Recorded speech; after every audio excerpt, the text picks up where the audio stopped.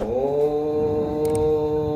अजं निर्विकल्पं निराकारमेकं निरानन्दमद्वैतमानन्दपूर्णं परं निर्गुणं निर्विशेषं निरीहं परं ब्रह्मरूपं गणेशं नमामि।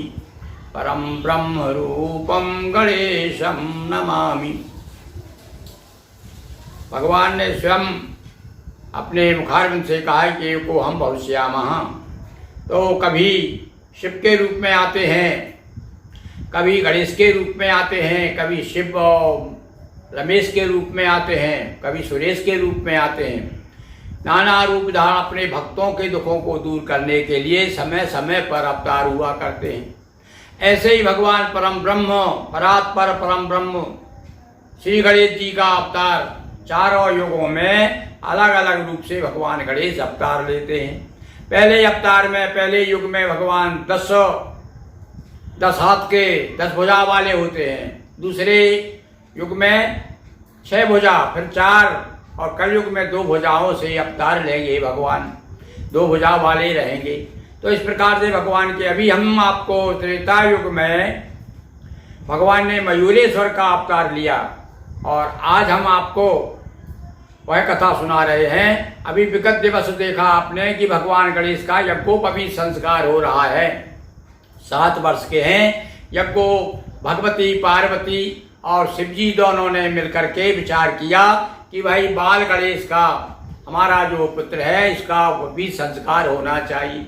उसी समय एक विघ्न आ गया था, एक राक्षस आ गया था और उस राक्षस ने उत्पात मचाया, थोड़ा विघ्न आ गया उसमें। और विघ्न आने के बाद गणेश जी ने उस राक्षस को समाप्त किया और उसके बाद पुनः विधि विधान के साथ में भगवान का यज्ञोपवीत संस्कार होता है। अब इस यज्ञोपवीत संस्कार में उसी समय सारे देवता लोग आए हुए थे, ऋषि मुनि आए हुए थे, अदिति और कश्यप। सतयुग में भगवान गणेश इनके यहाँ पुत्र के रूप में अवतार लिया था। ये भी आए यहाँ पर पार्वती जी के इस उत्सव में और यहाँ आकर के जब गणेश जी के पास में आए, जब सब लोग उनको उपहार दे रहे थे, धन्यवाद दे रहे थे, गणेश जी की स्तुति कर रहे थे, उस समय अदिति और कश्यप ये दोनों को भगवान जो सतयुग में जो रूप था 10 भुजा वाला, अब इस समय तो वो 6 भुजा वाले हैं। तो उस समय रूप देख करके भगवान गणेश ने वही रूप दिखाया उनको और अदिति जो है अपना पुत्र मानने लगी। इसी बीच में पार्वती जी आती हैं और कहती हैं भाई बहुत समय हो गया, मेरे बच्चों को वापस करो। तो दोनों कहती नहीं, ये तो मेरा बालक है। अदिति और पार्वती में संवाद होता है। यह कथा आज हम आपको सुना रहे हैं। सुनिए, बड़ी आनंददायी भगवान की और भक्त की कथा तो हमेशा जीवन में एक नया उल्लास देने वाली होती है। कि ये काल कवलित युगल निश्चल काल कृतांत श्री गणेश उपनयन का वागे सुने व्रतान। अभी तक हमने आपको बताया कि यज्ञोपवीत संस्कार में काल और कृतांत नाम के राक्षसों ने उत्पात मचाया था, हाथी बन के आ गए थे। जब उनको भगवान ने पछाड़ दिया, अब फिर से आगे का सुनिए क्या होता है।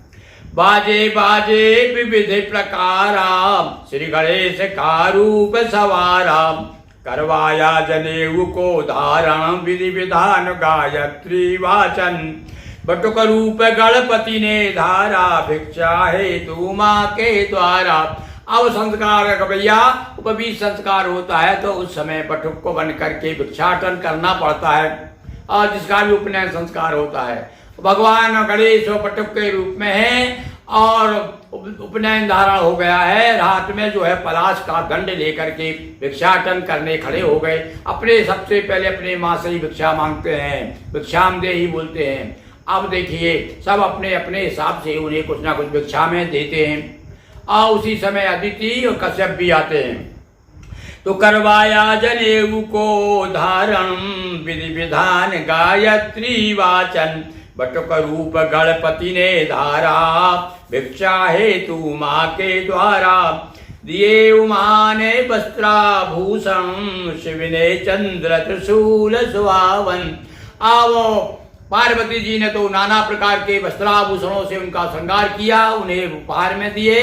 भगवान शिव के पास में जब भिक्षाटन करने आए तो उन्होंने त्रिशूल दिया और चंद्रमा भेंट कर दिया कि चंद्रमा भी तुम्हारे सर पर शोभित रहेगा। विष्णु चक्र दिया अति प्यारा और सोच सकेश नाम उच्चारा। भगवान विष्णु ने एक नया नामकरण किया, उनका क्या नाम दिया? सोच सकेश, और चक्र प्रदान किया। इसी प्रकार सभी देवताओं ने कुछ ना कुछ भेंट के रूप में गणेश जी को प्रदान किया। ब्रह्मा रुद्र आदि सब सुरगण सभी ने किया बटुक का वंदन।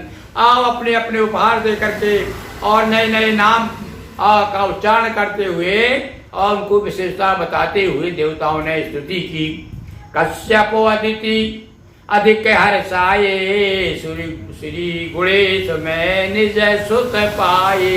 हाँ, यहाँ पर विचार कीजिए, निज सुत पाए यानी वो समझो सतयुग में जो उनके यहाँ पर भगवान ने पुत्र के रूप में अवतार लिया था, तो कश्यप और अदिति को वही रूप दिखा दिया भगवान ने। क्या रूप? 10 भुज दिखे सिंह था वाहन, बाल रूप में खेले आंगन। जो आंगन में उनके बाल रूप में उनकी 10 भुजाएं थी, सिंह का वाहन था उस समय। भैया इस समय तो भगवान गणेश जो है पार्वती के आंगन में मयूरेश्वर के रूप में है। आगे हम कथा बताएंगे कि मयूर कैसे प्राप्त हुआ उनका, और मयूर कैसे प्राप्त हुआ उनको, और मयूरेश्वर बन करके फिर बाद में सिंधु नाम के राक्षस का विनाश करेंगे। और जो देवता लोगों को कथा सुनाई थी कि देवताओं को वासुकी ने, नाग लोगों ने जो है नागलोक ले गए थे इनको बंधक बना करके, उनको छुड़ाने जाते हैं गणेश जी मयूरेश्वर बन करके। ये कथा हम आपको आगे सुनाएंगे। अभी तो ये देखिए भगवान बाल गणेश के रूप में अदिति और कश्यप के गोद में है।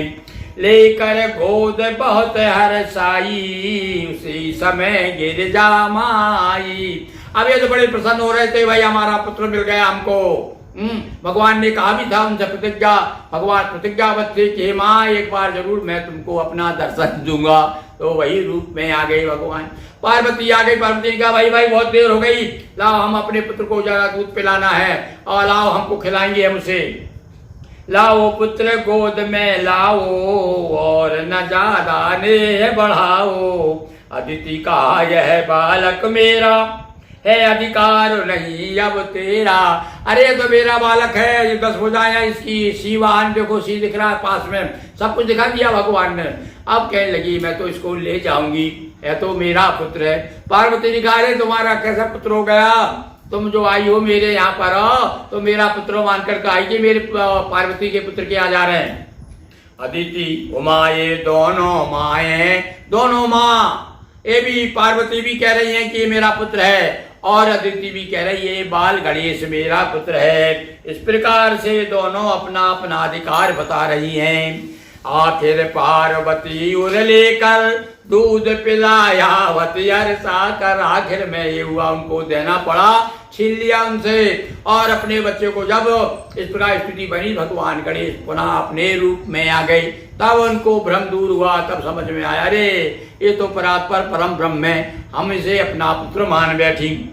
श्री गणेश ने अदिति का किया सभी भ्रम दूर। सुने कथा जो प्रेम से मिले कृपा भरपूर।